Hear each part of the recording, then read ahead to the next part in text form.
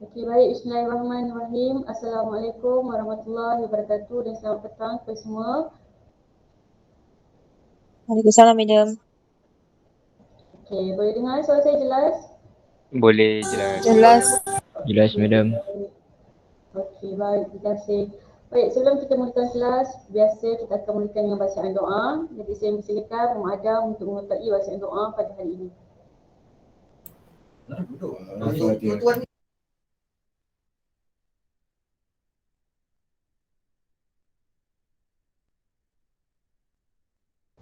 Adam, Adam. Tak dengar ke? Bodoh bentang, bodoh nyanyi. Bismillahirrahmanirrahim. Alhamdulillahirabbil wassalatu wassalamu ala asyrafil anbiya'i wal mursalin wa ala alihi washabihi ajmain. Allahumma aftah alaina hikmataka wa anshur alaina min fazaili rahmatika ya arhamar rahimin. Rabbi salli salli wa yassir li amri wahlul 'uqdatam min lisani yafqahu qawli. Rabbana atina fid dunya hasanah wa fil akhirati hasanah wa qina azabannar. Wassallallahu ala sayyidina Muhammad wa ala alihi washabihi wasallam. Walhamdulillah. Alhamdulillahi rabbil alamin. Amin. Amin. Amin, amin ya rabbal alamin. Okay, terima kasih diucapkan kepada Muhammad Adam. Okey, baiklah. Sementara kita nak menunggu rakan-rakan yang lain belum masuk, saya ingin menerangkan tentang assignment individu. Okey, sedia maklum untuk assignment kumpulan kita ada presentation setiap minggu yang kita buat. Untuk assignment individu di mana macam masa minggu pertama Bonda Su dah beritahu, kita ada buat tugasan membuat video resume. Okay, setiap pelajar perlu membuat video resume ikut kreativiti masing-masing dan perlu submit kepada saya. Okey, itu tugasan individu. Okey, baik.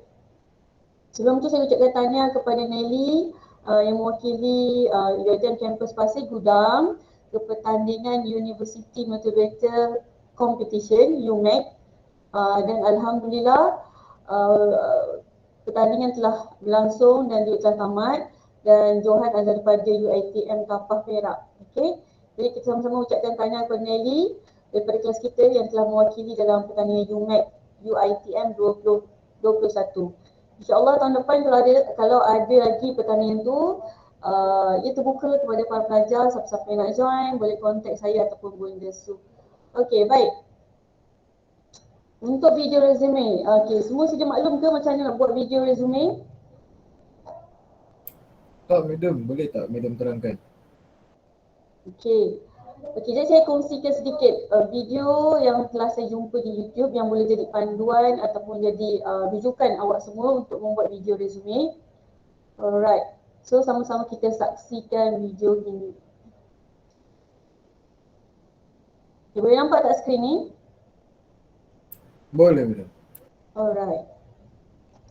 Dan kali ini adalah tentang resume tetapi video resume. Apa kisah video resume ni? Ada ke orang minta? Ya, ada orang minta. Dan dalam Malaysia sudah ada dengan cerita a few university yang minta video resume kalau nak masuk universiti mereka. Ini apabila kami buat program dengan pelajar tingkatan 5 nak apply scholarship, baru nak pilih jalan, nak pilih universiti. Apapun, video resume ini adalah tips dia dan juga teknik-teknik nak buat video resume yang bagus. Yang pertama, tip-tip mudah. Pakai formal. Wajib formal. Atas sampai bawah. Nak shoot nampak atas sampai bawah? Tak. Nak shoot separuh boleh. Nak shoot gaya macam ni boleh. Sengit sikit boleh. Tapi pakai formal. Mesti pakai formal. Yang kedua adalah impression anda. Senyum, bergerak, jangan yo man, my man, tak ada. Dia adalah formal. Baik. Yang kedua adalah video resume 2 minit plus minus 2 minit. Better maximum 2 minit lah. If you can compress things into 2 minutes, something wrong sebab anda tak boleh compress. Dan menariknya video resume adalah dia boleh edit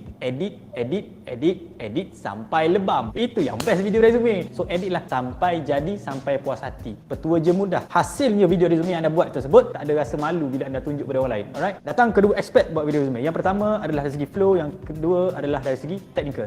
Dari segi flow, mudah saja. Introduction, perkenalkan diri anda secara ringkas, degree apa anda punya mission. Yang kedua adalah bahagian content dia, usually kita share bahagian achievement, penglibatan anda. Jangan sekali-kali bagi ayat sembang, berikan bukti. I am very independent, for example, ataupun I involved in bla bla bla. So from the experience, I become very independent person. So itu contoh yang boleh anda berikan. Penutup adalah mesti wajib bagi contact number. You can reach me through my LinkedIn profile, bagi LinkedIn, ataupun you can reach me through contact number bla bla bla. Alright. Now, menariknya video resume ini tuan-tuan dari segi teknikal, jangan sekadar video dan bercakap. Cakap. Itu macam video sekarang, itu macam vlog kan. Tapi dia mesti show. Contoh, saya terlibat sebagai MPP, saya adalah Career Path Club daripada zaman first year. Tunjukkan gambar anda MPP. Tunjukkan tulisan Career Path Club 2019 Career Path Club ini. Jangan baca I am bla bla bla. I move in bla bla bla. Jangan baca balik apa yang tulis. So benefitkan, sebab itu dia boleh compress 2 minit. Tak semua konten perlu anda cakap. Dia perlu tunjuk, keluarkan. Now, animation pelbagai. Background, saya cari contoh yang bagus ataupun clean background. Jangan bagi contoh pantai, sungai, awan, syahdu, Bollywood, tukar keluar belakang tiang, tukar baju kan. Apa lagi music background, boleh letak music background. Tapi yang paling penting adalah voice mesti clear. Jangan video terlalu kuat, voice ada ataupun tak guna mic sebagainya. Gunalah apa yang patut tapi voice mesti clear dan jelas. Gila-gila jelas. Bagi excitement pada voice. Kenapa? Orang tengok video resume anda, dia akan nak tengok excited. Contoh, Assalamualaikum, nama saya ni Akmal. Itu skema ataupun macam profesional sangat. Nah, cuba. Assalamualaikum, nama saya ni Akmal. Mari kita berkenalan lebih lanjut. Keluarkan info anda. Alright. Nak edit pakai apa? Banyak kot. Vegas, Adobe Premiere Pro. Boleh guna Quick, boleh guna Filmora. Yang tak boleh guna adalah hang jangan edit guna TikTok, hang jangan guna efek TikTok. Efek boleh efek simple, bergerak, tukar switch keadaan ataupun anda duduk tengah-tengah, keluar perkataan, keluar gerak ke tepi sikit, okey ada keluar list, keluar sijil, keluar gambar sebagainya. Itu boleh, bukan edit TikTok Hai, nama saya Akmal. Zuf. Saya akan saya. Mampus. Bagi merancang flow tadi, intro, cerita pasal diri anda dan penutup, itu kita sebut sebagai pitch generator ataupun kita sebut sebagai elevator pitch. Nak explore lebih lanjut, anda boleh Google, anda boleh cari ataupun kita buat video lain lah pasal elevator pitch untuk interview ataupun video resume. All the best.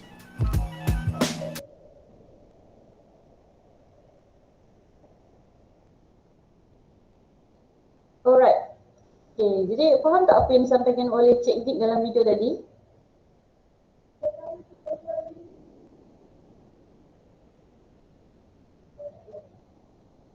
Assalamualaikum, ada orang tak? Madam. Okey. Madam. Okey, baik. Pandangan semua kata faham. Okey, saya macam biasalah. Saya suka pikir number kan untuk mengukur tahap kefahaman anda semua. Okey, baik. Pertama sekali. Okey. Okey, Hazira Yusaini.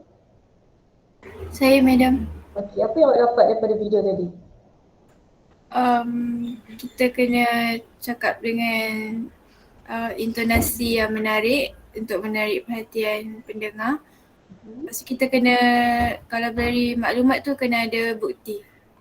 Alright. Okay, good. Thank you, Hazira. Okay, next is Akmal. Akmal.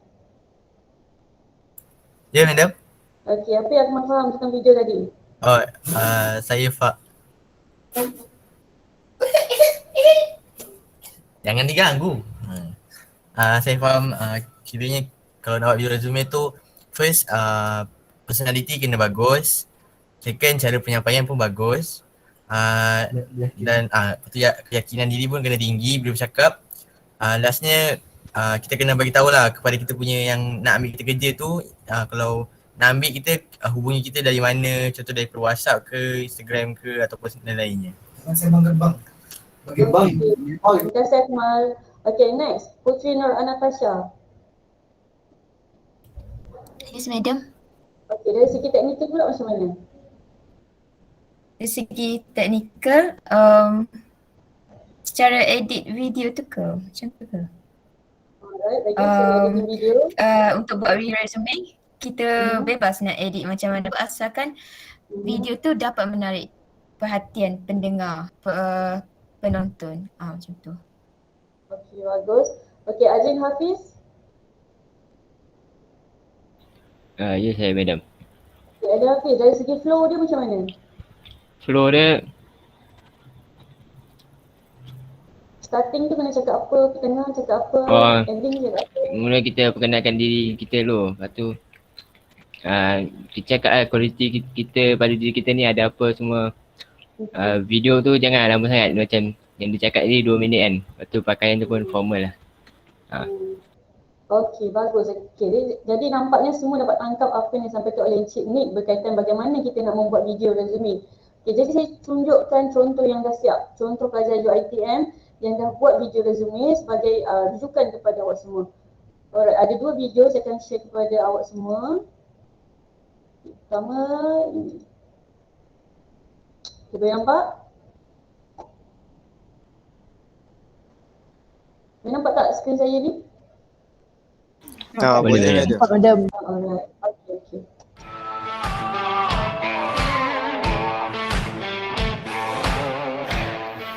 Hi, my name is Muhammad Imam Mutakin bin Muhammad Yusuf. I'm 20 years old and currently based in Putrajaya. I have finished my foundation study teaching English as the second language TESOL at UiTM Dekio. And now I am in my semester 2 of degree Bachelor in Mass Communication, focusing in journalism. Now let's talk about my skills. I possess a great communication skills as I can converse in English fluently atau bahasa Malaysia or Jepang ampu Francais. On top of that, I love working in a team because I can handle the responsibility, working under pressure, and will execute the task flawlessly. I used to be a debater, so I have developed critical thinking skills, analytical skills, research finding skills, which will be useful for your company and writing stories for your newspaper. Not only that, I love doing creative works which lead me to master these graphic applications, which are Adobe Photoshop, Adobe Premiere Pro, Illustrator, InDesign, and many more. During free times, I love to jog and read books. With that being said, I believe I am your perfect candidate for your company and will become a great future employee. Feel free to reach me at my personal email or personal LinkedIn. Thank you.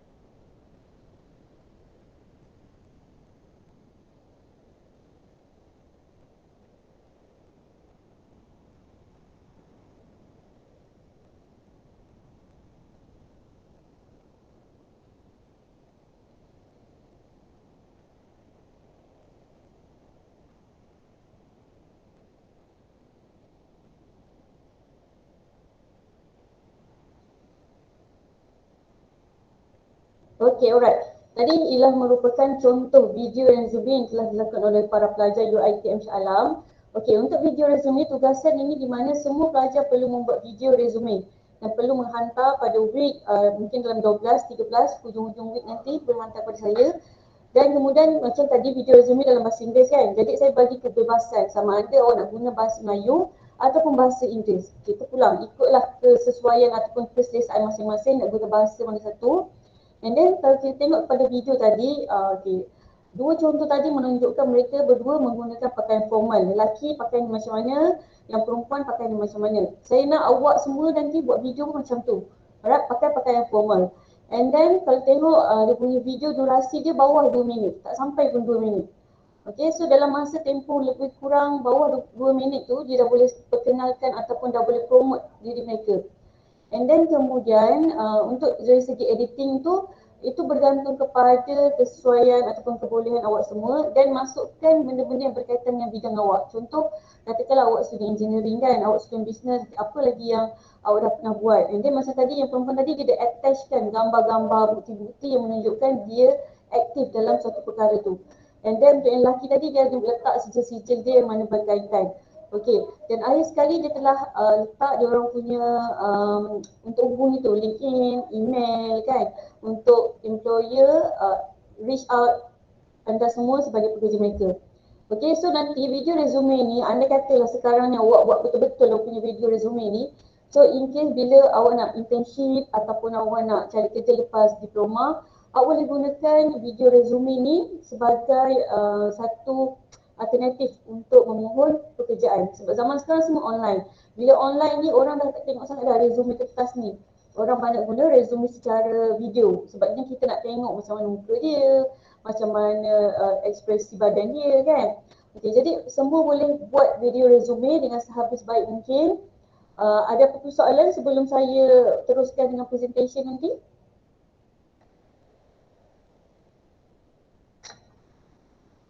Ada tak faham tak berkaitan dengan video resume? Puan, kalau boleh tahu bila yang nak kena hantar video resume ni Puan?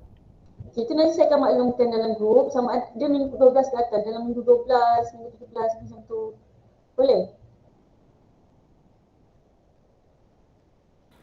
Oh, okay Adam. Alright. So ada apa soalan berkaitan dengan video resume? Video resume ni individu tau, bukannya kerja partner by grouping. So setiap orang kena hantar. Kelas kita ada 30 orang, jadi ada 30 video resume yang akan submit pada saya untuk saya lihat dan juga bagi markah. Okey, ada soalan tak untuk video resume?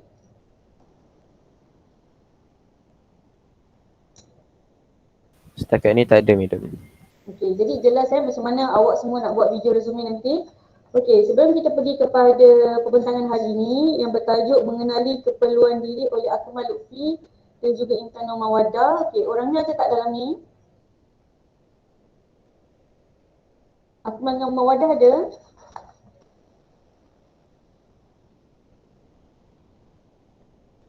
Ada. Ada saya madam. Alright, grup yang kedua ialah tajuk konsep kepimpinan lanjutan. Wan Nurul Farisha dan juga Siti Nur Ain Ashikin. Ada tak kat sini? Ada madam. Okey, bagus. Okey, sementara ahli 2 orang grup ni nak bersedia, okay, saya nak ambil attendance untuk hari ni dan kita akan proceed kepada presentation. Okey, so first kali Nur Hazirah ada? Ada madam. Alright. Nur Nabiha? Ada madam. Nur Rashidah Izzati? Ada madam. Alright. Putri Nur Natasha? Saya madam. Okey. Syafiqah Syamimi?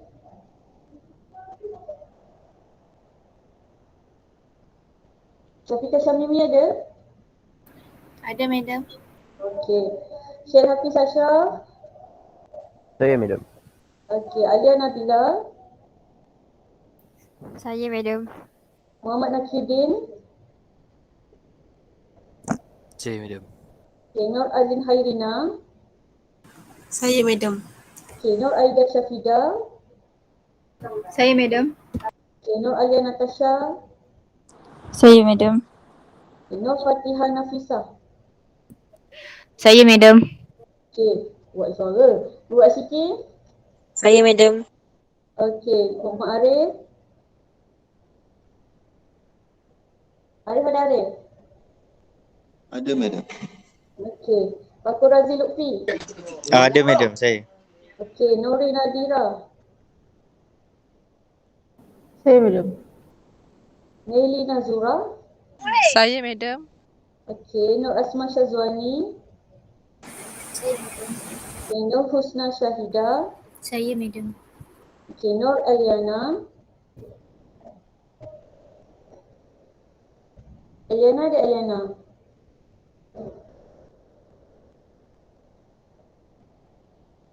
Eliana 1, Eliana 2. Okey, dengar. Nurul Jannah. Saya madam. Siti Nur Ain Ashikin. Saya madam. Okey, Wan Nurul Farisha. Saya madam. Okey, Azlin Hafiz. Saya madam. Malukhi. Saya madam. Hakim Henry. Hakim mana Hakim? Hakim. Ada madam. Intan Nur Mawaddah. Ada madam. Okey. Adam. Saya madam. Firdaus. Saya madam. Okey, Rashid Daniel. Saya madam. Okay, Alhamdulillah. Jadi semua ada hari ni hadir. Okey, tadi dalam grup saya dah bagi link kan, link untuk penilaian program Gerak Kerjaya. Okey, jadi mana-mana yang belum jawab lagi, saya mohon tolong luangkan masa sekejap je jawab survey ni. Alright, saya ada bagi kat ruangan chat kita juga kalau siapa-siapa termiss dekat grup WhatsApp. Alright, kemudian untuk presenter kita dah bersedia ke? Dah madam. Okey, jadi kita akan teruskan kepada pembintangan pada hari ini yang akan disampaikan oleh Akmal Lutfi dan juga Intan Nur Mawaddah berkenaan tajuk mengenali keperluan diri. Alright, dipersilakan.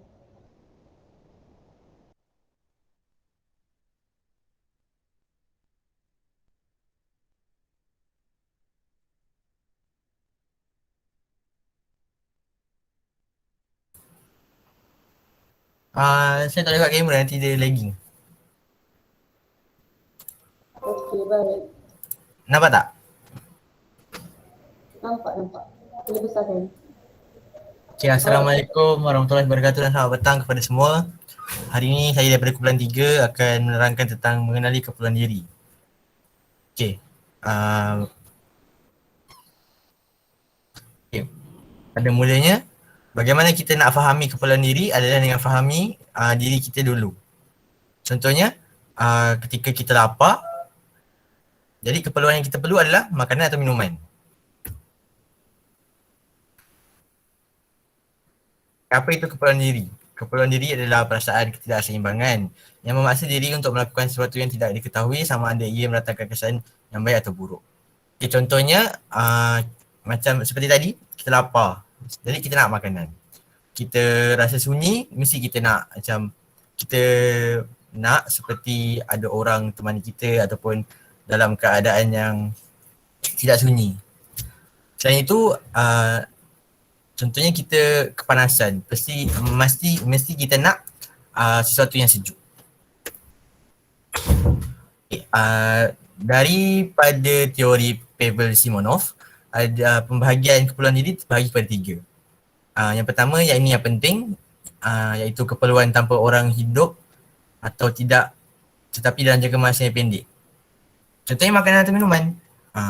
Benda tu penting. Kalau kita tak ambil, itu akan memberikan kesan kepada badan kita. Contohnya, seminggu dah tak makan atau minum, kita akan sakit. Yang seterusnya adalah daripada segi sosial. Keperluan mengenai kehidupan dalam bermasyarakat. Contohnya, kita perlu ada, kalau ikut adab Melayu, kita perlukan adab, sopan santun, berbudi bahasa. Selain itu juga kita perlu menghormati orang-orang atasan seperti Perdana Menteri, guru dan juga ibu bapa. Dan yang ketiga adalah dari segi ideal. Okay, keperluan ideal ini berkaitan perkembangan diri seperti masa depan pada masanya tidak terlalu jelas. Sebagai contoh, kita berfikir tak kala kita pelajar di universiti, di masa akan datang, di masa depan apa yang kita nak jadi. Jadi di situ kita perlu mengetahui keperluan diri kita untuk menghadapi kehidupan akan datang. Contohnya nak jadi guru, kita perlukan ilmu, perlukan bagaimana cara untuk mengajar, cara mendekati pelajar, dan juga kebebasan. Kebebasan tu seperti mana ketika kita rasa dikurung, ketika kita rasa kalau bahasa Inggerisnya rasa down, rasa putus asa, Jadi di dalam fikiran kita berbagai perkara negatif, jadi di situ kita perlu menggantinya dengan perkara positif. Dengan contohlah, contoh kita contoh kita pelajar duduk di dalam pelajaran secara ODL, mesti kita nak udara segar. Jadi di situ boleh contoh dalam rumah, boleh keluar rumah, ambil angin, tak pun berjalan-jalan, membawa kenderaan dan sebagainya. Okay, contoh situasi lah. Macam tadi saya kata, pelajar mengalami masalah kurang keyakinan dalam diri dalam pendidikan kerana rakan sekelas menonjol. Macam saya sendirilah. Saya lepas pointer tak begitu cantik dan classmate saya semua pointer bagus semua. Jadi macam dalam hati ni ada perasaan iri hati, perasaan kecewa dengan diri sendiri. Jadi jalan penyelesaiannya untuk itu adalah pertama sekali kita sedar yang kita dah buat kesalahan. Contoh macam pointer tu, kita sedar yang kita tak berusaha bersungguh-sungguh. Seterusnya kita kena terima. Kita kena terima kenyataan yang kita dah tak menonjol di SEM lepas dan di SEM akan datang kena lebih berusaha. Seterusnya pilih. Pilih tu ada dua cara. Sama ada untuk meneruskan atau berhenti. Yang keempat adalah bersuara. Kita harus bersuara dengan diri sendiri, memberikan motivasi kepada diri sendiri untuk teruskan perjalanan kita untuk mencapai kita punya apa orang kata target. Dan akhir sekali yang paling penting, lakukan. Lepas kita dah sedar, dah terima, dah pilih jalan kita dan bersuara pada diri sendiri, kita kena lakukan, kena buat. Kalau tidak, sampai bila kita akan hidup satu cara je, kita kena teruskan. Seterusnya saya akan berikan kepada Intan. Silakan sambung. Okay, baiklah. Seterusnya adalah hierarki keperluan asas Maslow. Dia ada 5. Yang pertama, keperluan biologi. Ni yang basic lah, basic keperluan kita, iaitu oksigen, makanan, air, tidur dan suhu tubuh badan yang tetap. Ni adalah keperluan yang paling penting yang kita kena ada dalam kehidupan kita. Yang kedua adalah cinta dan kepunyaan. Ni termasuk dalam kumpulan sosial macam hubungan kekeluargaan, persahabatan, perkongsian intim, macam itulah. Yang ketiga adalah keselamatan. Ini termasuk keselamatan peribadi, kewangan, kesihatan dan sebagainya. Okay. Yang keempat, kesinambungan diri. Apabila semua keempat keperluan dipenuhi, keperluan untuk merealisasikan diri diaktifkan. Maslow ni dia menggambarkan keperluan seseorang untuk melakukan dan melakukan apa yang telah dilahirkan oleh orang itu.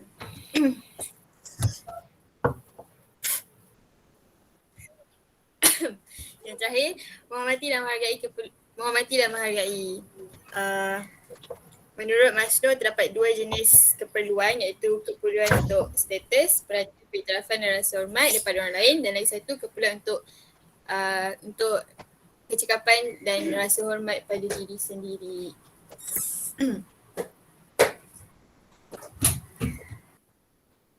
Seterusnya adalah emosi. Emosi ni macam yang kita tahulah, emosi adalah satu bentuk perasaan yang akan kawal kita punya pemikiran dan pergerakan seseorang tu. Contoh macam kalau kita sedih kan, kalau emosi kita sedih maksudnya kita akan menangis selepas tu. Macam itulah, itulah maksud emosi. Okay. Jika emosinya positif, maka perlakuannya pada masa akan datang memperoleh kejayaan. Begitu juga sebaliknya. Contoh kan, sekarang kita tengah belajar. Sepanjang perjalanan kita belajar ni, kalau kita sentiasa cuba untuk positif, InsyaAllah dekat hujung nanti kita akan dapat kejayaan.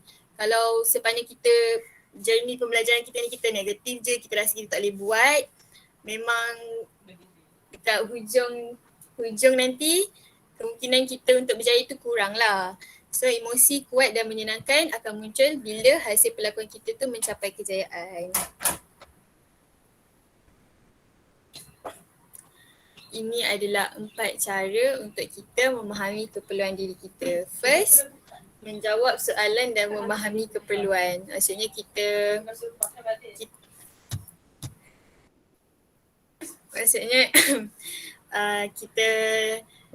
kita tahulah apa yang diri kita nak. Macam tu.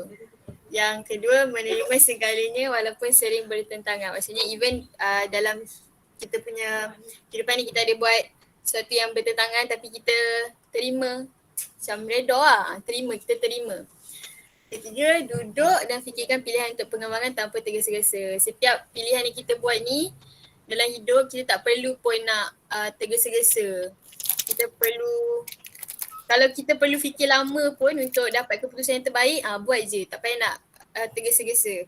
Dan yang terakhir, menyuarakan pendapat pada diri atau orang lain tentang apa yang kita mahukan dan lakukan. Maksudnya kita ada opinion kita kan. Maksudnya kita, contohlah kita ada opinion kita sendiri. So kita cuba juga untuk minta pendapat daripada orang lain. Betul tak apa yang kita buat semua tu, macam tu. Thank you. Sekian. Terima kasih. Okay, baik, sama. Itu sahaja ke daripada Akmal untuk Intan? Dan itu sahaja. Itu sahaja. Okay, baik. Untuk komennya, okay, slide cantik. Okay, slide cantik. Huraian pun ada. Cuma tak ada wow factor je. Kan semalam lah.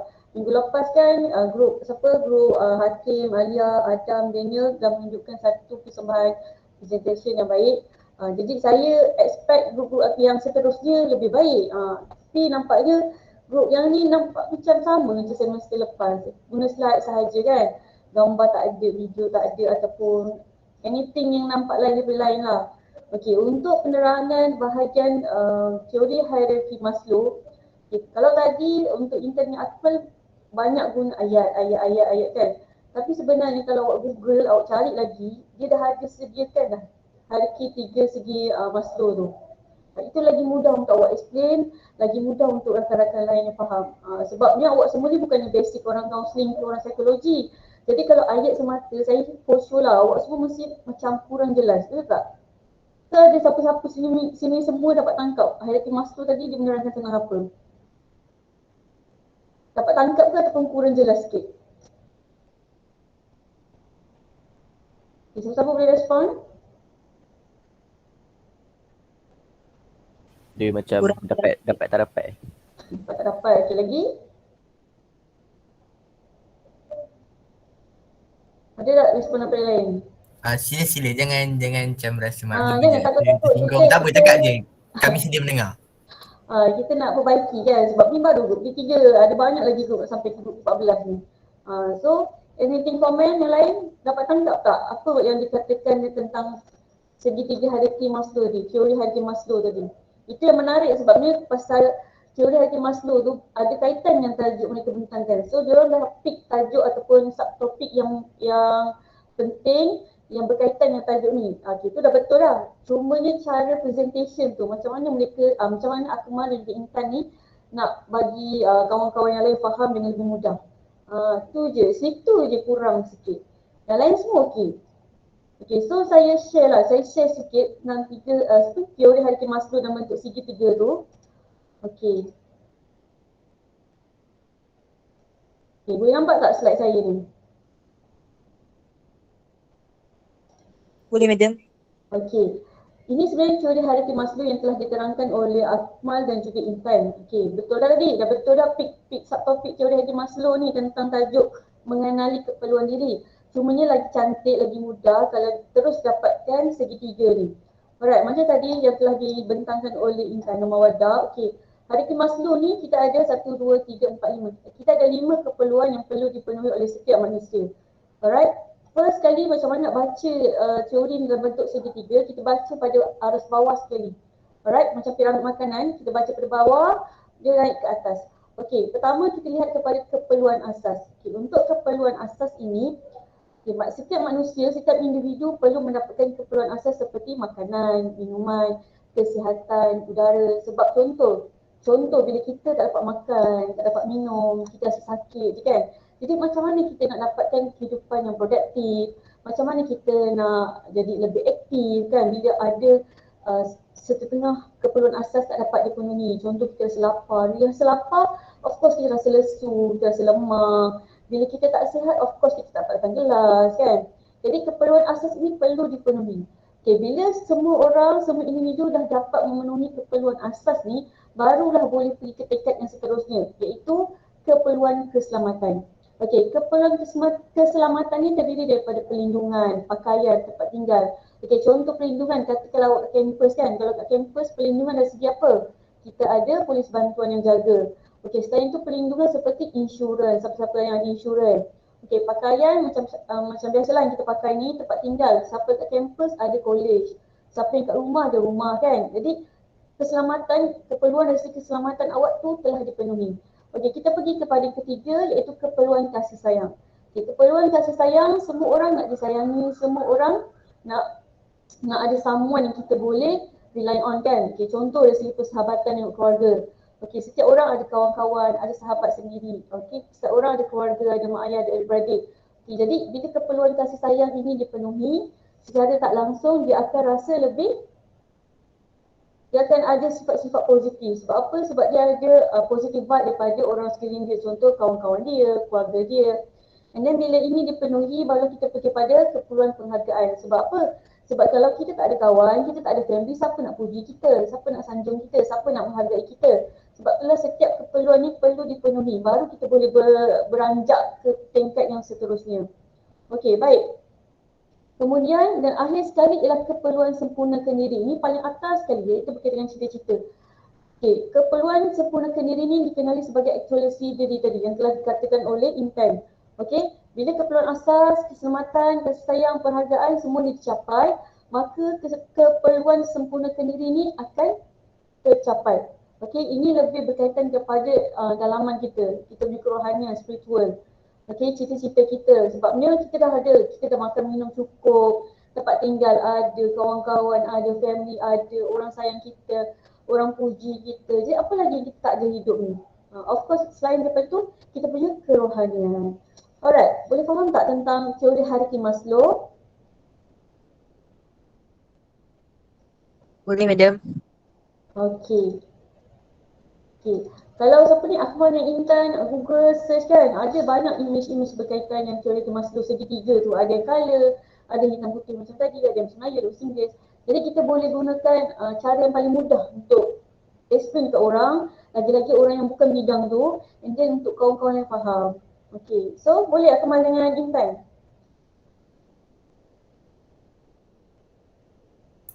Boleh, Madam. Okey. So far itu sahaja untuk Akmal dan Intan. Alhamdulillah dah selesai satu tajuk. Okey, terima kasih untuk Akmal dan Intan, Nama Wadah. Okey, kita pergi kepada grup yang kedua. Okey, grup kedua bertajuk konsep kepimpinan lanjutan yang akan disampaikan oleh Wan Nurul Fahrizah dan juga Siti Nur Ain Ashikin. Okey, dah bersedia ke? Dah, Madam. Okey, jadi saya persilakan. Sekejap slide.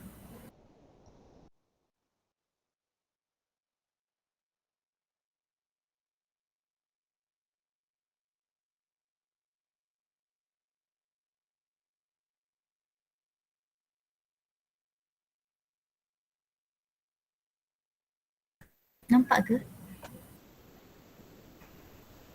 Okey, nampak? Okey.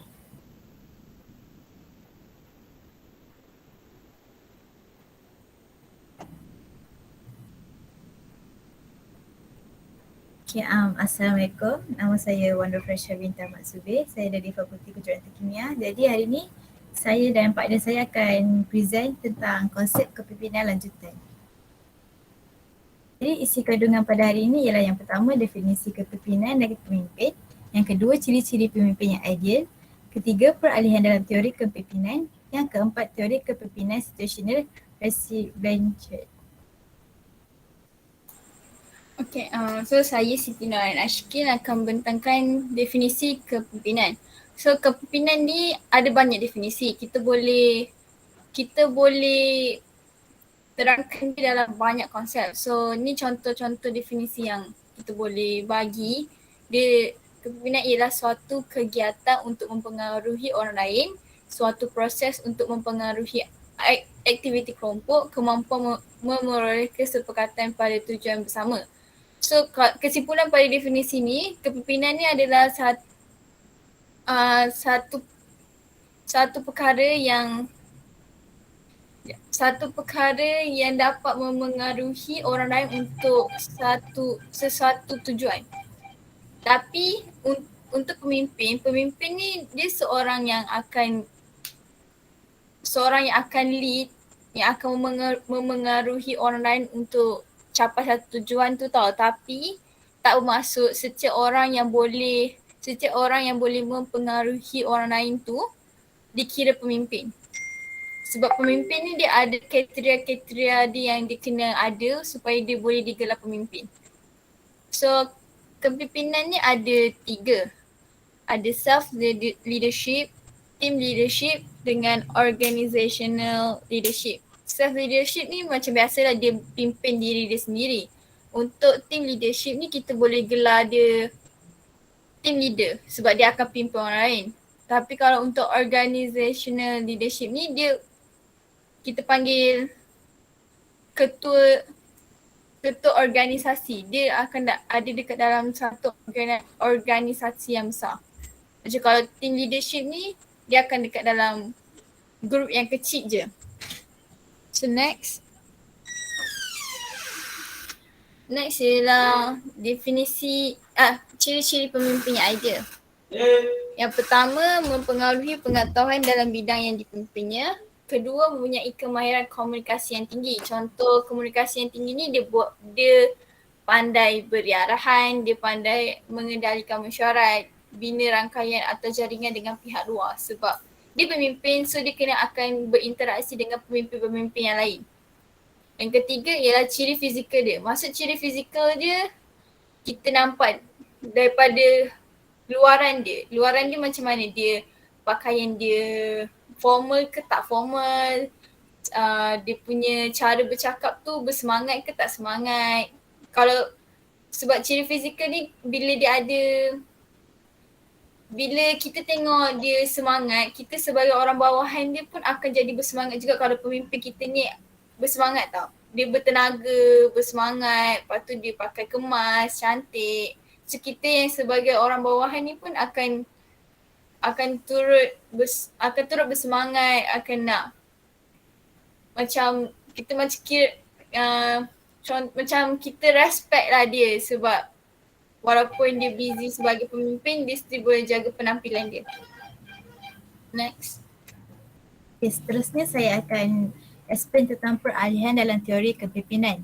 Jadi dalam teori ni, dia ada 4 pendekatan yang dapat membuat pemimpin untuk menjadi lebih efektif. Yang pertama ialah berdasarkan pendekatan tingkah laku. Okay, tingkah laku ni dia kepada pemimpin tu dia macam dia peka dengan persekitaran kerja dia. Di mana kerja tu ahli dia buat ke tak, dia peka lah dengan dia punya kerja. Contoh kalau ahli dia ada yang tak buat kerja, dia kenalah tegur kan. Seterusnya ialah pendekatan berdasarkan ciri kepribadian umum seseorang pemimpin. Dia lebih kepada skill pemimpin tu. Macam dia mahir dalam bidang yang diceburi. Lepas tu dia kreatif dia dapat hasilkan projek yang lain daripada yang lain. Yang seterusnya lah pendekatan kepada sifat atau sifat dari perspektif yang berbeza. Ini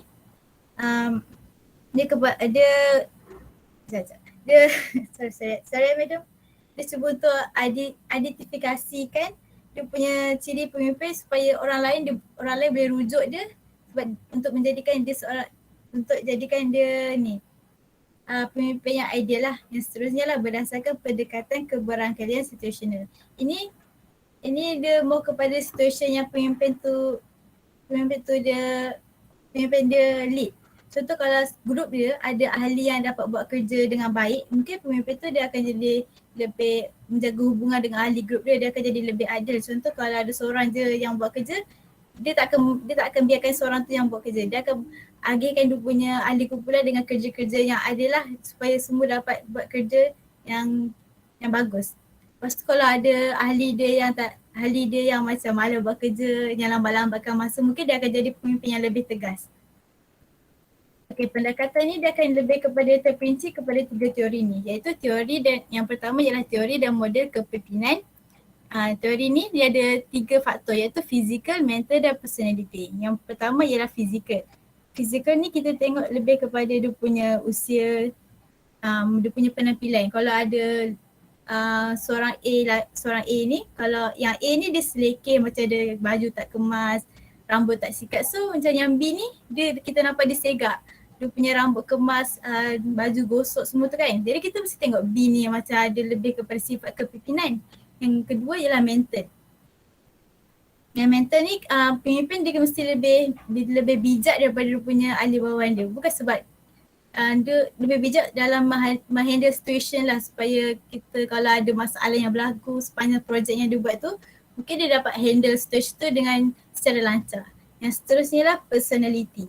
Personality ni kita nak pemimpin yang macam dapat menjaga hubungan dengan ahli-ahli group dia supaya tak ada masalah yang berlaku. Kalau ada pun mungkin kita dengan pemimpin yang ada kepribadian yang tinggi, mungkin dengan ni pemimpin dapat handlekan situation dia dengan dapat handle dia punya anak-anak buah dengan lebih baik. Yang seterusnya lah teori personality, tingkah laku. Pemimpin yang berpusatkan pekerjaan, pemimpin yang berpusat bawahan, membentuk struktur dan pertimbangan. So dalam teori ni kita ada 2 faktor, iaitu pertimbang rasa, lagi satu ialah struktur. Saya akan contoh situation dia, pemimpin ni dia lebihkan hubungan dia daripada struktur kerja tersebut, ataupun pemimpin tu dia lebihkan struktur kerja dia lebih daripada hubungan dia punya ahli. Yang seterusnya ialah teori personality situasi. Pendekatan kepimpinan yang menyatakan bahawa pemimpin memahami tingkah lakunya, ciri-ciri ahli kumpulannya dan situasi sebelum mengamalkan gaya kepimpinan tertentu. Ini lebih kepada dia punya ahli-ahli perangai dia lah. Kalau perangai ahli-ahli dia macam jalan buat kerja, mungkin dia jaga hubungan, dia akan handle dengan baik, tapi dia akan jadi pemimpin yang lemah lembut sikit lah. Kalau dia tengok situation group dia ni, dia macam ada ahli dia macam tak buat kerja, dia akan jadi pemimpin yang tegas. Next. Okay, so kita ada 2 jenis pemimpin tau. Yang first ialah pemimpin transaksional. Pemimpin ni pemimpin yang membimbing atau memotivasikan pengikut mereka ke arah matlamat yang ditetapkan dengan menjelaskan peranan dan garis panduan tugas.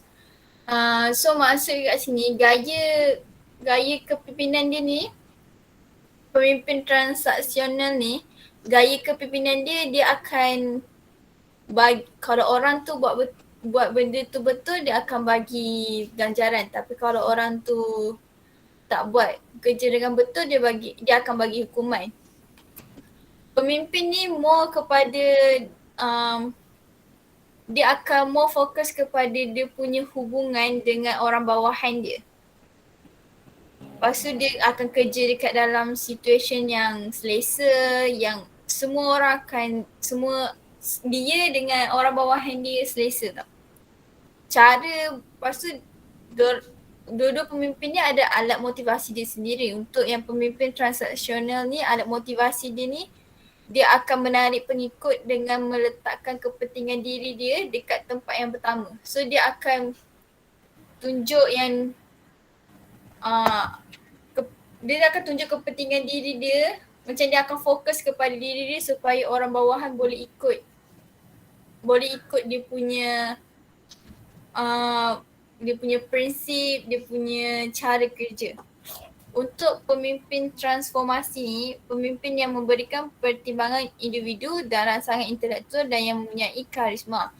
So gaya kepimpinan dia ni, dia akan pimpin orang bawahan dia dengan guna karisma dia. Dia akan guna dia punya charm lah dia. Lepas tu dia akan bagi inspirasi dekat orang bawahan dia akan bagi semangat ke orang bawahan dia. Sebabnya konsep kepimpinan dia ni, dia akan more tekankan pasal nilai-nilai, cita-cita, moral dan keperluan para pengikut dia. Maksudnya dia akan, bila dia bagi semangat tu, dia akan cakap pasal cakap pasal cita-cita dorang, cakap pasal apa target dorang, apa yang dorang nak capai. So lepas tu untuk alat motivasi dia pula dia akan merangsang pengikut dengan meletakkan minat kumpulan sebagai keutamaan. So bila dia nak buat something, dia akan tengok apa yang grup dia minat. Apa yang majority group dia suka buat. So dari situ dia akan fokus. Dari situ dia akan macam buat kerja ikut macam mana ayat dia macam kerja tu dia tak fokus kepada diri dia, tapi dia akan fokus kepada macam pendapat orang bawahan dia juga. So next. Seterusnya saya akan explain tentang teori kepimpinan situasional Hertzberg. Okay, yang ni dia tentang hubungan antara pemimpin dan anggotanya. Dia ada 4 tahap. Okay, yang pertama, tahap yang pertama ialah perhatian kepimpinan terhadap tugas sangat tinggi. Ahli diberi arahan yang jelas dan dibiasakan dengan peraturan, struktur dan prosedur kerja. Okay, yang tahap pertama ni mungkin orang dalam sesi yang awal-awal lah. Pemimpin tu baru nak kenalkan diri ke, baru nak introduce diri ke. Lepas tu pemimpin ni dia baru nak terangkan prosedur macam mana kerja tu lakukan. Masa ni lah diorang punya hubungan dengan anggota dia mungkin tak kuat lagi time ni, tapi dia punya struktur kerja dalam melakukan kerja dia kuat. Yang tahap kedua pula, ahli dapat mengadilikan tugas mereka hari ini kerana perhatian terhadap tugas mereka adalah sangat penting. Mungkin time ni anggota dia dah dapat tugas, anggota ahli dia dah dapat tugas, so dia akan fokus untuk buat kerja. Time ni pemimpin peka tapi dia peka tapi tak peka sangat sebab dia mungkin time ni sebab dia dah bagi kerja dan prosedur, pemimpin percaya atas dia punya ahli anggota. Yang tahap ketiga, ahli mempunyai kebolehan yang lebih besar dan motivasi pencapaian mula muncul. Okay, time ni ahli dia dah mula kebolehan dia dah mungkin makin meningkat dan mereka akan cuba untuk cari solution yang lebih lah sebab time ni dia punya motivasi pencapaian mula muncul. Yang terakhir ahli mula yakin dan terarahkan diri dan berpengalaman. Time ni pemimpin dan ahlinya hubungan diorang mungkin dah tak rapat tapi dia punya struktur dalam kerja makin naik. Sebab ahli dia dah boleh tahu macam mana nak buat kerja, dah boleh faham, dah boleh percayakan diri dia. Dia dah tak ada tolongkan pemimpin. Pemimpin tu perhatikan lagi ahli dia tapi tak macam pada tahap yang pertama. Sekian itu saja.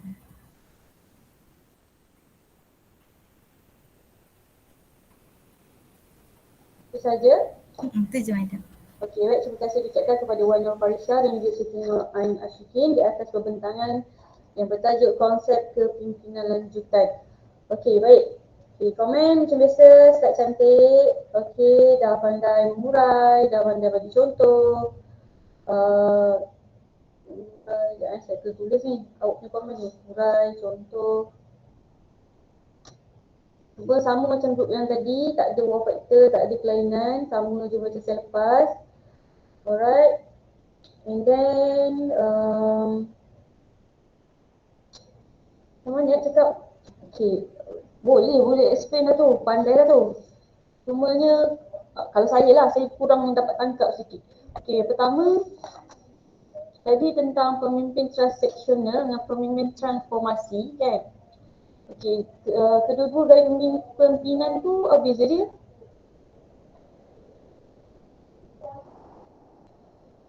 Boleh jawab tak? Siapa ni? Wan Nur Farisha dengan Siti Nur Ain Ashikin. Madam, ulang balik madam. Tak jelas. Okey, apa beza pemimpin transaksional dengan pemimpin transformasi?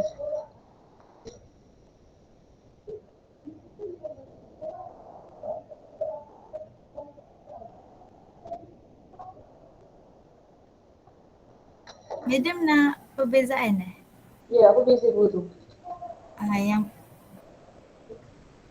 Yang tradisional dia lebih kepada pimpinan yang menggunakan ganjaran dan hukuman untuk naikkan motivasi dia punya ahli grup, tapi transformasi dia gunakan karisma dia, dia gunakan dia punya kepribadian diri dia. Macam dia attract orang tu guna dia punya nilai-nilai dalam diri dia. Okay. Transactional ni maksudnya dia lebih kepada macam mana? Dia banyak, ada orang kata dia letak kepentingan diri kan. Jadinya dia tak kisah tentang ahli dia ke? Dia kisah dia penekanan dia kisah tapi dia guna cara yang lain lah daripada transformasi ni. Okey. Transformasi tadi letak minat kumpulan, pasal nilai, moral semua kan? Betul tak Wan Faisha? Betul. Okey, baik. Ahli kelas yang lain ada soalan tak kepada Wan Faisha dan juga Siti Nur Aisyiki?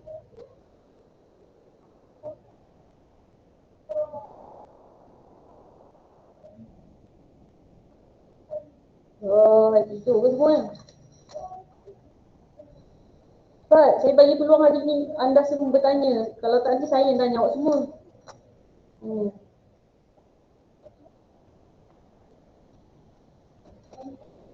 Apa yang tak faham berkaitan dengan konsep kepimpinan lanjutan?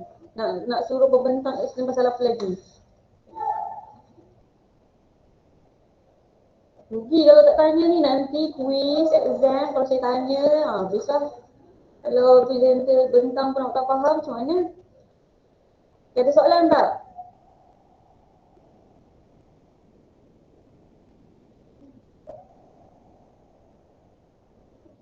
Nurin Nazira ada soalan?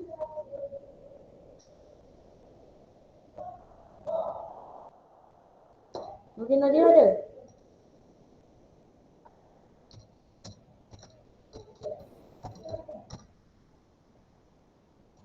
Masya Allah. Ada apa nak cakap tak? Okey, untuk Wan Nurul Farisha dan juga Siti Nur Aisyiki, dari konsep kepimpinan lanjutan tu, okey, bagus dah, ada isi-isi point-point kan. Tapi boleh letakkan juga selain tu macam contoh gaya kepimpinan, boleh masuk jenis-jenis kepimpinan, alright? Sebab tadi dia lebih kepada macam mana fakta sangat tau, dia macam teori, dia model. Cuba bagi contoh, okey, contoh gambar pemimpin tu. Okey, pemimpin ni gaya kepimpinan dia macam mana? Itu lebih menarik. Macam ni macam tak ada gambar juga kan macam duduk tadi kan. So macam kalau tulisan sahaja lagilah kita ni petang-petang hujan-hujan sejuk-sejuk ni kita pasti dia mengantuk ni kan. Jadi cuba cari cara untuk menarik minat kawan-kawan awak sebab penat ni awak dah cari bahan tak ada orang nak dengar kan. Okey, jadi yang lain-lain ada soalan tak?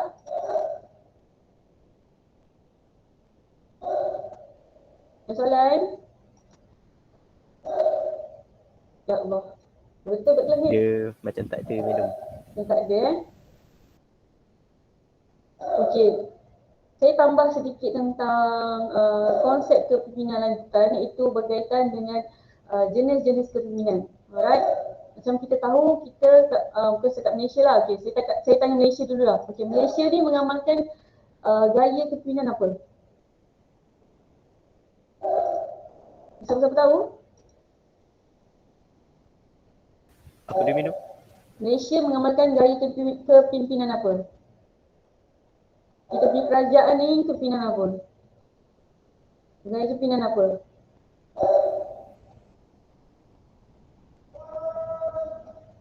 Birokrasi. Birokrasi. Lain?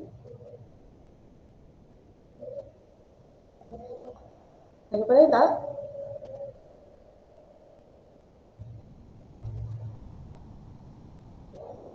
Baiklah. Demokrasi. Okey, bagus, ada juga. Okey, jawapannya ialah Malaysia mengamalkan demokrasi raja berperlembagaan. Demokrasi raja berperlembagaan. Sebab apa ada dua tu? Sebab kita demokrasi, kita ada undian, kita ada pilihan raya. Okey, pemimpin-pemimpin kita yang pilih. And then raja berperlembagaan setiap negeri dan juga kita punya negara ni kita ada raja. Dia Ketua Agung yang paling tinggi untuk negara kita Malaysia. Okay, jadi Malaysia mengamalkan demokrasi berperlembagaan. Malaysia mengamalkan demokrasi raja berperlembagaan. Okey, apa lagi gaya-gaya kepimpinan yang awak tahu? Selain daripada demokrasi. Republic. Okey, bagus, republic. Okay, contoh negara yang mengamalkan republic, Daniel? America. Amerika. Okey, good. Okey, apa yang Rashid Daniel faham tentang republic? Pemimpin diorang presiden. Okey, bagus. Pemimpin, kalau republic digunakan presiden. Contoh kita demokrasi menggunakan Perdana Menteri. Betul tak Rashid Daniel? Betul. Okey, bagus. Okey, next. Selain daripada kita ada republic, kita ada gaya apa lagi?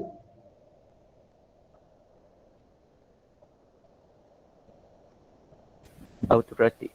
Okey, bagus Syed Akil Ashraf. Okey, apa yang negara mana yang mengamalkan autokratik? Korea Utara. Okey, bagus. Contohnya seperti Korea Utara, seperti yang sedia maklum, semua kena dengar cakap dia punya pemimpin kan. Siapa tak cakap siapa yang tak dengar cakap pemimpin dia, mereka akan dikenakan hukuman. Okey, itu merupakan gaya autokratik. Okey, lagi kita ada gaya kepimpinan apa lagi?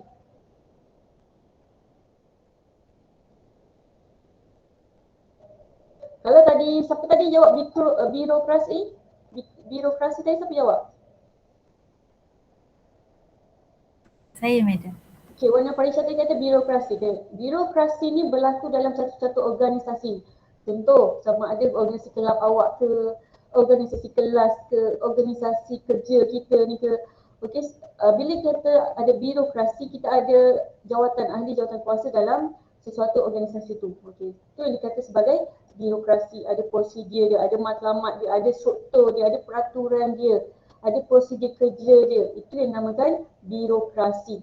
Okey, dalam banyak gaya kepimpinan ni ada satu je gaya kepimpinan yang kurang bagus. Ada tak siapa tahu? Okey, saya rasa tak ada tahu ni sebab tak jawab. Okey, kita panggil sebagai laissez-faire. Iaitu gaya kepimpinan yang tak ada pemimpin lah. Pemimpin tu tak ada keyakinan diri, dia tak ada matlamat dalam organisasi dia, tak pandai berinteraksi, pengurusan lemah. Itu dia katakan sebagai gaya kepimpinan laissez-faire. Maksudnya itu yang paling lemah lah, yang paling yang kata teruk. Okey, kalau kita kata demokratik, republik, apa lagi? Dari satu, autokratik, republik, autokratik, demokratik, semua tu ada pro and cons dia. Kita tak kata demokrasi tu bagus. Alright? Demokrasi pun ada kekurangan dia. Kita tak kata autokratik tu tak bagus. Ada kebaikan dia. So ada pro and cons setiap gaya kepimpinan tu. Alright. Okay, kalau dulu zaman-zaman Nabi, zaman-zaman sahabat Nabi tu gaya kepimpinan apa? Tapi siapa tahu? Siapa tahu? Masa zaman-zaman para sahabat Nabi kan, zaman-zaman kerajaan Uthmaniyah, Abbasiyah semua tu kerajaan apa? Gunakan gaya kepimpinan apa?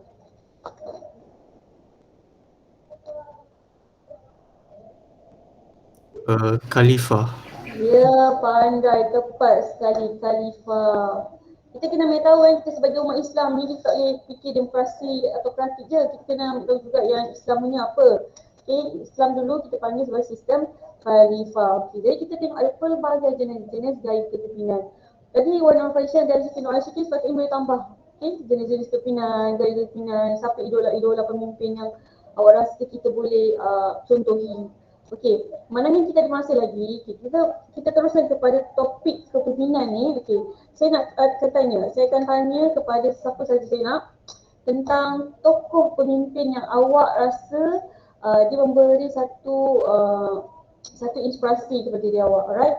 Tak kisahlah tokoh pemimpin tu, tokoh pemimpin negara ke, tokoh pemimpin sekolah ke, ataupun tokoh pemimpin keluarga awak sendiri, ayah awak sendiri ke, terpulang. Tapi awak boleh ceritakan apa gaya kepimpinan dia yang menyebabkan awak rasa awak boleh jadikan dia sebagai idola awak. Alright, boleh tak? Boleh, Madam. Okey, bagus. Okey, jadi kita pergi kepada nama-nama yang saya belum sebut lagi.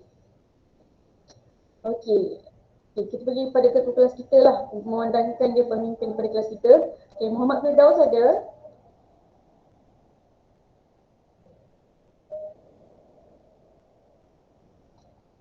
Firdaus ada Firdaus?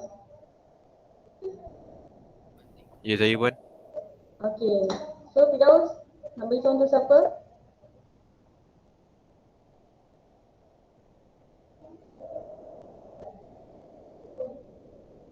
Apa dia pun tak dengar Wan. Allah. Ingat saya cakap. Dan siapa pendengar tak apa yang saya cakap tadi? Beri contoh tokoh yang boleh buat inspirasi. Tak kisah tokoh yang mana. Oh, tokoh yang boleh menjadi inspirasi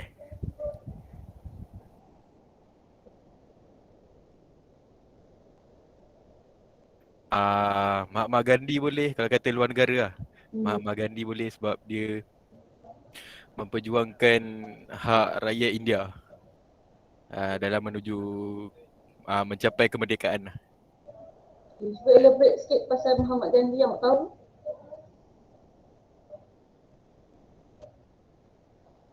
Apa yang dia perjuangkan, apa yang dia buat. Mahatma Gandhi dia lebih kurang macam Tunku Abdul Rahman lah. Kalau macam versi Malaysia, Tunku Abdul Rahman. Maknanya dia memperjuangkan semua hak-hak rakyat kat sana untuk mencapai kemerdekaan. Semasa paling senang nak dapat contoh time dia nak halau British lah. So maknanya dia berjuang berhabis-habisan dari segi media massa. Maksudnya banyak saluran yang dia pengaruh untuk supaya dapat membantu rakyat India kat sana supaya boleh untuk lawan dengan pihak British time tu. Itu je. Okey, baik. Terima kasih kepada Mak Firdaus. Okey, jadi contoh yang telah diberikan berkaitan dengan Mahatma Gandhi. Okey, pemimpin daripada India. Kalau kita pernah lihat, okey, kita pernah baca banyak pengorbanan dia buat kan. Dia sanggup jalan kaki, dia sanggup berhabis-habis lah. Dia berjuang untuk memerdekakan India. Okey, baik. Terima kasih kepada Firdaus. Okey, kita beralih kepada Alia Natasha.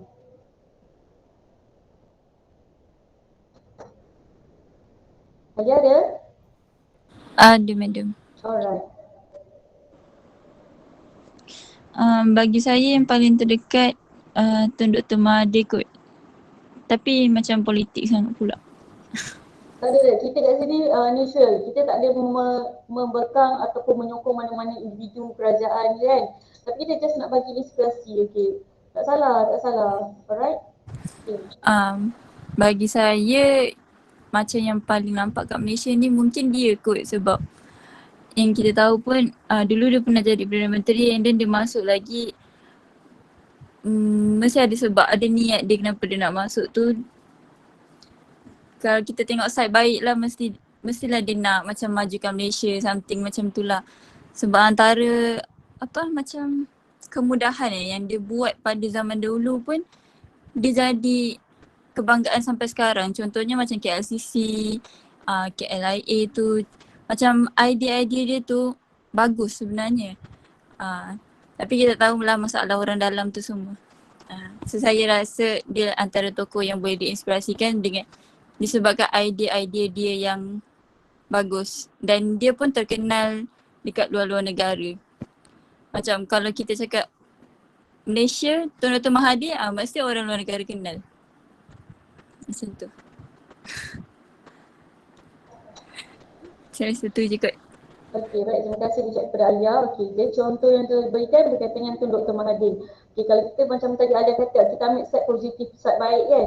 Okey, idea-idea Tun Dr. Mahathir ni dia kata melangkaui masa depan. Okey, waktu zaman dia, orang zaman dia tu tak fikir pun idea-idea yang Tun Dr. Mahathir fikirkan. Okey, dan ia memberi kemudahan kepada generasi sekarang. Contoh macam kita semualah. Ada airport kan, ada bangunan-bangunan cantik, kemudian ada idea baru. Okay, dasar pandang ke timur, kita tengok Jepun, Korea, semua tu kan. Okay, so kalau kita pandang sisi buruk orang, kita dapat buruk orang tu je. Tapi kalau kita pandang seorang tu dari sisi baik, insya-Allah apa yang baik, apa yang positif, apa yang orang kata yang murni-murni, semua tu kita akan dapat. Okay, saya tak kata orang ni baik, orang ni bagus, orang ni jahat, orang ni baik apa kan. Tapi kita ambil kepada apa yang dia dah sumbangkan kepada kita. Okay, kalau kita nak katakan dia ni teruk macam mana pun, fikir balik diri kita, bila reflect balik diri kita ni, apa sumbangan kita kepada negara? Ada ke? Sebelum kita nak caci maki orang lain kan, kita reflect balik. Aku ada bagi sumbangan ke ATM? Aku ada bagi sumbangan ke kelas? Aku ada bagi sumbangan ke kepada negara? Kalau tak ada, diam. Tapi kalau ada ataupun orang rasa lebih better daripada dia, so tak ada masalah, teruskan bersuara. Okay, so tadi kita dapat dua tentang Mahatma Gandhi dan juga Tun Dr. Mahathir. Okay, kita pergi kepada Syed Hafiz Ashraf.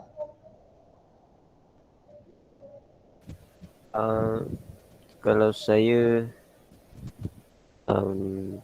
maybe Presiden Turki kot, Recep Tayyip Erdogan. Sebab dia kalau macam ada isu-isu macam isu-isu Islam, dia memang akan bersuara lah. Contoh macam kalau kita tengok dulu macam isu Palestin dengan Israel, tu memang dia akan apa-apa isu dia memang akan bersuara lah. Dia akan bagi amaran ke macam dia akan bersatu dengan negara Islam yang lain ke nak serang, dia akan bagi amaran, dia akan tegakkan Islam. Lagi dia humble juga sebab dulu saya ada pernah baca macam student dekat Turki sana, student Turki dia macam ada ajak Presiden Turki ni untuk sahur bersama. So tiba-tiba memang betul Erdogan ni dia datang universiti diorang untuk sahur bersama. So itu je lah. Okey, baik. Terima kasih Richard kepada Syed Hafiz Ashraf. Okey, contoh yang diberikanlah berkaitan dengan Presiden Turki Erdogan. Kalau kita sedia maklum, negara Turki ni mengamalkan Islam kan, majoritinya. Jadi Erdogan ni adalah salah satu pemimpin yang lantang bersuara, yang berani dalam memperjuangkan hak orang Islam di peringkat dunia. Macam meeting-meeting dengan pemimpin-pemimpin, dia akan suarakan tentang isu Islam, contoh macam tadi Palestin, Israel kan. And then selain tu, Erdogan tu macam tadi Cik Hafiz kata dia seorang yang humble. Kalau tengok macam pemimpin-pemimpin, ada certain pemimpin yang di negara-negara lain mereka terlalu membagi diri, terlalu angkuh kan. Tapi kita nak cari pemimpin yang boleh turun ke bawah, yang boleh jumpa rakyat, yang boleh bergaul dengan rakyat, itu ibarat macam satu dalam sejuta macam tu. So salah satu contoh yang baik daripada yang kita boleh peroleh daripada pemimpin Turki. Okey, baik. Terima kasih Cik Ashraf. Okey, seterusnya Alia Nabila. Ya, madam. Okey, siapa yang awak rasa awak diolangkan? Kalau saya kecilkan skop kepada keluarga, boleh kan? Boleh. So bagi saya pemimpin yang macam bagi inspirasi, bagi saya ayah lah kan. Dia macam yang kita tahu macam pergolakan seorang ayah ni bila dia susah, dia tak pernah bagi tahu dekat family lah kan. Mesti akan simpan seorang apa semua, dia sakit ke, dia tak makan ke, apa-apa yang susah dia takkan bagi tahu kan. Macam tu lah. So dia macam apa-apa yang susah pun dia akan handle seorang-seorang. Even dia tahu dia macam benda tu tak mungkin tapi dia cuba. Macam tu lah. Itu je. Okey, baik. Terima kasih Alia Nabila. Okey, jadi contoh diberikan adalah individu yang terdekat, iaitu ayah, bapa kan. Okay, saya pasti semua orang ada ayah, ada bapa. Tak kisahlah sampai dia masih hidup ataupun telah pergi meninggal dunia. Tapi kita perlu sedar dan kita perlu alert, kita perlu aware bahawa setiap ayah di dunia ni dia sayangkan anak dia kan. InsyaAllah kita doakan ayah kita yang terbaik untuk diri kita. Dan sebagai anak kita perlu menghargai setiap pengorbanan, setiap jasa. Kadang-kadang ada setengah ayah yang susah nak luahkan kasih sayang. Dia susah nak cakap saya sayang awak ke, susah dia nak peluk anak dia ke. Tapi dia tunjukkan dengan cara lain, tindakan lain. Contoh bagi awak duit nak makan, bagi awak tempat tinggal, bagi awak pakaian. Jadi kita jangan cuba untuk membanding-bandingkan ayah siapa yang baik, ayah siapa yang tak baik, apa jasa ayah kita. So apa yang ada pada diri kita, apa yang kita dah dapat tu kita kena bersyukur. Okey, terima kasih Alia Nabila. Okey, baik. Terusnya saya nak dengar suara Nakyu ada Nakyu? Ada madam. Alright, Nakyu siapa? Bagi saya Barack Obama. Okay, sebab dia masa dia jadi President of America, dia expand healthcare untuk kanak-kanak. Lepas tu dia cut taxes for working families. And then kalau tengok dekat masa dia jadi presiden, video-video dia semua macam dia banyak turun jumpa rakyat, macam tu lah. So bila dia dah bila dia dah jadi ex-presiden pun rakyat still suka kat dia. Itu saja. Okey, baik. Terima kasih Nakyu. Dengar juga suara Nakyu. Okey, jadi antara contoh diberikan oleh Nakyu berkaitan dengan Barack Obama kan, bekas Presiden Amerika. Kalau kita tengok, Barack Obama ni dia dibandingkan dengan presiden-presiden Amerika yang lain, ada sedikit beza lah. Dari segi keramahan dia, kemesraan dia dengan rakyat, ambil tahu pasal rakyat kan, berbanding dengan presiden-presiden Amerika yang lain. Okey, kalau tadi kita cakap tentang sisi baik, okey, apa yang awak rasa ataupun awak fikirkan tentang pemerintahan ataupun gaya kepimpinan yang awak rasa awak tak setuju? Contoh kata pemimpin negara ni, okey, kenapa awak tak suka gaya kepimpinan dia dari segi apa? Apa yang membuatkan awak rasa macam kalau boleh saya tak nak jadi rakyat negara tu? Okey, kali ni kita bagi kontra pula. Okey, saya nak dengar suara Nora Syidat Izzati, ada? Ada, madam. Okey, Syidat Izzati rasa negara mana? Gaya kepimpinan apa yang awak rasa macam tak boleh kena, tak kena dengan awak punya cara ke, tak selera ke?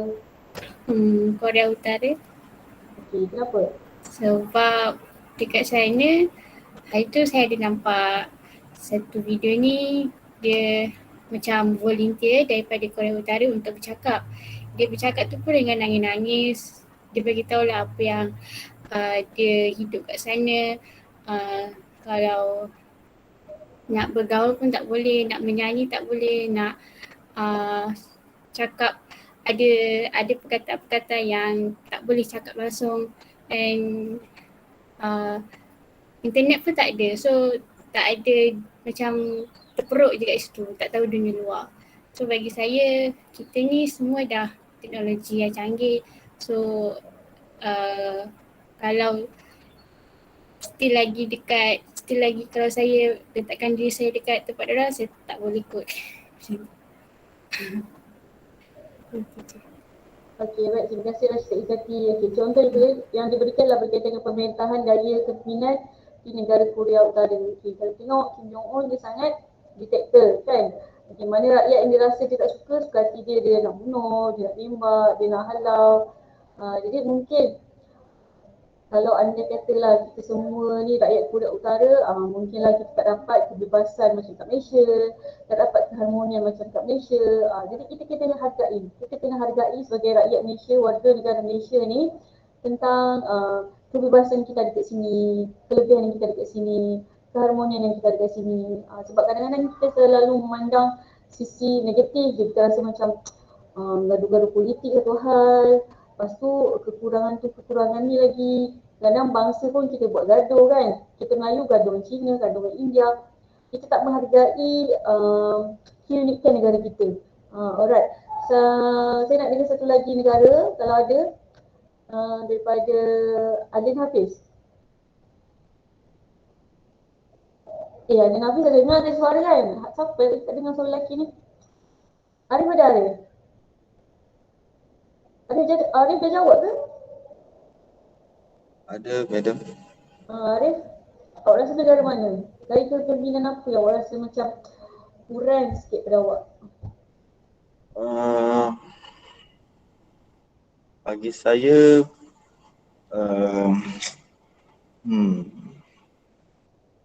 saya rasa mungkin Israel kot. Sebab cara pemerintahan dekat negara Israel, dia lebih kepada memberontak negara orang lain iaitu Palestin dan cuba untuk mengambil alih wilayah-wilayah Palestin.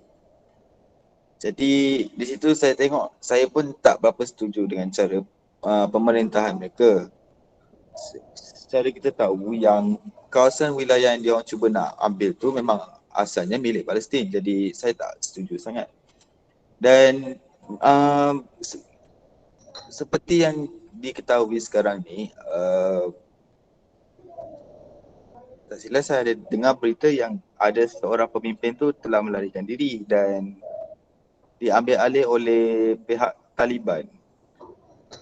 Jadi di situ saya pun tak berapa agree dengan cara pemerintahan kerana seorang pemerintah tidak sepatutnya bersifat pengecut dan lari daripada tanggungjawab, di mana seorang pemimpin seharusnya melindungi penduduk-penduduknya, bukannya melarikan diri dan meninggalkan penduduknya. Jadi saya secara umumnya saya tak bersetuju dengan cara pemerintahan di Israel. Itu saja kot.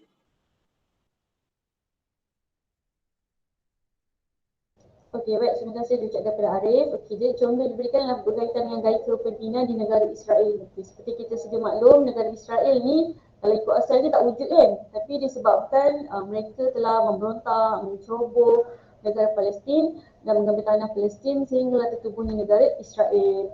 Okey, jadi kalau kita lihat tadi negara Korea Utara lebih kepada diktator kan. Semua rakyat kena dengar cakap dia. Dia dah ada negara dia. Tapi rakyat ni pula, pemimpin ni dia masalah dengan rakyat dia ni. Dia tak membimbing ataupun tak memimpin rakyatnya dengan cara yang betul, dengan baik. Kalau berkaitan dengan negara Israel ni pula, rakyat dengan pemimpin dia ngam. Tapi masalah dengan dunia pula tak ngam. Sebabnya cara mereka membina negara mereka, cara mereka berhubung dengan negara-negara Islam, contoh macam Palestin. Kalau kita tengok cara mereka sangat kasar. Rakyat-rakyat Palestin, contoh kanak-kanak, wanita mengandung, orang tua pun mereka kasari, pun mereka bunuh, pun mereka hukum kan. Kalau kita ikutkan dalam Islam, kalau berperang sekalipun, zaman Nabi lah contohnya pergi berperang sekalipun, ada pantang larang dia. Contoh, tak boleh petik pokok, tak boleh tebang pokok, tak boleh mengkasari orang tua, warga emas, wanita mengandung kanak-kanak. Kita pun ada pantang larang semasa berperang, bukan yang bedas, semua orang main hitam, semua orang kan. Okay, jadi itu antara negara-negara yang kita boleh tengok kekurangan dari segi kepimpinan. Okay, jadi kita dah lihat kepimpinan yang dari segi positif dan juga kepimpinan dari segi negatif.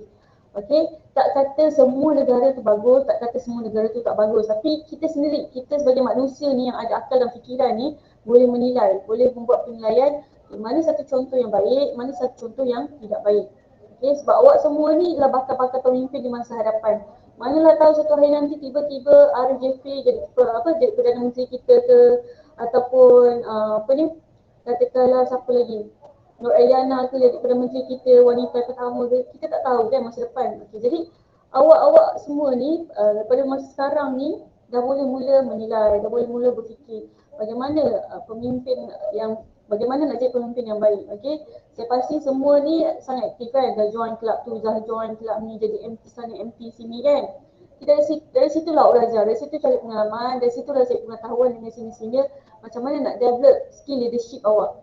Okay, sebab nanti bila awak dah habis belajar, contoh dah habis diploma, kalau ada sambung degree dah habis degree, and then nanti awak nak kerja kan, nak kerja kena ada skill leadership. Kalau awak tak ada skill leadership, tu nanti awak akan sentiasa dibuli, akan sentiasa dipergunakan. Okay, jadi mana-mana yang rasa diri dia introvert, mana yang rasa diri dia pemalu yang teramat sangat, dekat masa awak belajar ni lah, masa tengah belajar kat universiti ni lah, awak nak cuba keluar daripada comfort zone dan cuba untuk membuat ataupun mencipta satu personality yang lebih baik. Contoh macam dia skill leadership. Okay, boleh tangkap tak semua? Boleh madam. Okay, baik. Jadi hari ini kita dah selesai dua topik, iaitu tajuk mengenali keperluan diri dan juga konsep kepimpinan lanjutan. Okey, untuk minggu hadapan, kita minggu ke-6 dan juga minggu ke-7 akan membincangkan tentang topik teori counselling. Okey, untuk teori counselling ni, dia fakta tau, tak boleh nak sembang-sembang kosong. Jadi, mana grup yang membentangkan tentang teori ni, andai kata awak tak jumpa bahan, boleh datang jumpa saya di unit kejayaan counselling, minta buku, minta bahan sebab saya ada buku-buku dia. Okey, sebab dia teori-teori ni, kalau awak salah cari bahan, salah explain, automatik salah lah teori yang awak tengah bentangkan. Alright, jadi minggu ke-6 nanti, minggu yang seterusnya, minggu apa? Okey, minggu ke-5, minggu ni minggu ke-4, minggu depan minggu ke-5. Okey, ada dua kumpulan iaitu teori REBT daripada Putri Nur Anastasia dan juga Syafiqah Syamimi. Okey, Putri dan juga Syafiqah Syamimi ada? Ada. Okey, Putri dan Syafiqah ada kat kampus ke kat rumah?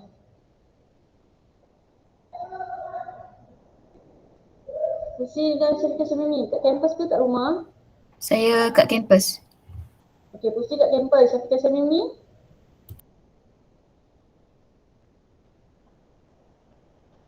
Syafiqah Syamimi kat mana? Kampus kat rumah?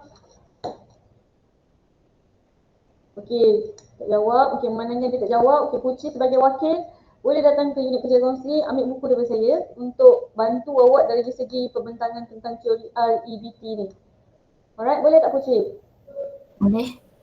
Okey, bagus. Okey, seterusnya teori yang kedua adalah teori reality yang akan dibentangkan oleh Arif dan juga Fakur Razil Lutfi. Dua-dua ni ada kat kampus ke?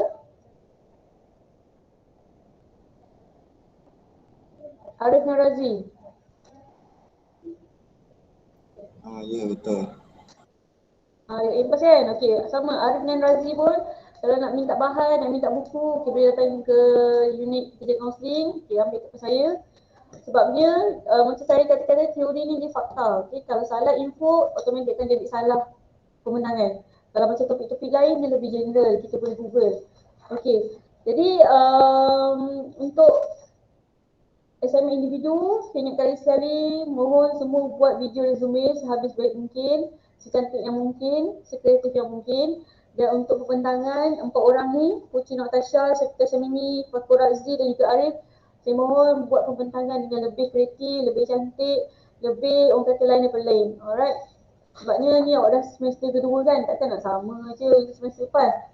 Okey, so itu sahaja untuk hari ni. Kita habis awal, memandangkan esok pun cuti. Jadi semua orang, siapa yang ada kat kampung, mungkin ada yang nak balik kampung. Okey, so itu sahaja. Ada soalan sebelum kita dismiss? Tak ada madam. Yang buku madam suruh ambil tu boleh ambil bila je? Okey, boleh ambil bila je. Okey.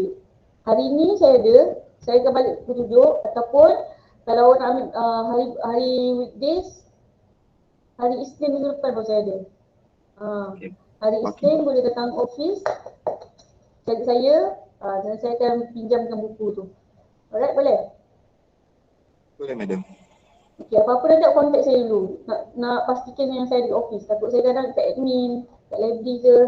Alright, siapa-siapa yang nak jumpa macam Arif, Pusi nanti boleh contact saya dulu. Okey, ada lagi soalan?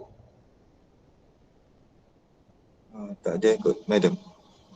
Okey, baik. So kita boleh dismiss kelas kita dengan tasbih kafarah dan syafa'ah. Jumpa minggu depan. Assalamualaikum warahmatullahi wabarakatuh dan selamat bercuti. Thank you madam. Waalaikumsalam. Thank you madam. Terima kasih madam. Terima kasih, Terima kasih madam. Thank you madam. Thank you madam.